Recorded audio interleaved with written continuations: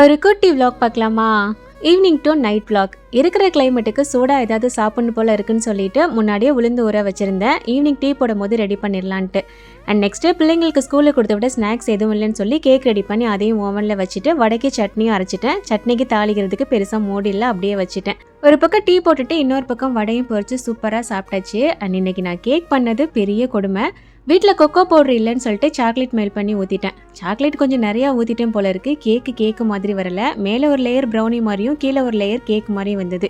நான் பண்ணினதுலேயே மோசமான கேக் இதாக தான் இருக்கும்னு நினைக்கிறேன். பிள்ளைங்க எப்பவுமே நான் பண்ணுறத குறை சொல்ல மாட்டாங்க. பாதி சாப்பிட்டாங்க. மீதி இருக்கிறத ஊற்றி போட்டு விப்பிங் க்ரீம் கொஞ்சமாக சாக்லேட் மெல்ட் பண்ணி ஊற்றிட்டு ட்ரீம் கேக் மாதிரி ரெடி பண்ணிட்டேன் 3 லேயரில். அண்ட் ஈவினிங் தான் வடை சாப்பிட்டோம் அப்படின்றனால டின்னருக்கு பெருசாக பசி இல்லை. ஒரு ஹாஃப் சிக்கன் மட்டும் கிரில் பண்ணி ஆளுக்கு ஒரு பீஸா சாப்பிட்டு அன்னைக்கு டின்னரை முடிச்சாச்சு. அண்ட் ஃப்ரிட்ஜில் வச்சிருந்த ட்ரீம் கேக்குமே நல்லா செட் ஆகி வந்திருந்ததுன்னு சொல்லிட்டு கொஞ்சம் சாப்பிட்டு பார்த்தாச்சு. லேடிஸ்க்கு சமைக்க தெரியுதோ இல்லையோ, சொதப்புனதை நல்லா சமாளிக்க தெரியணும்.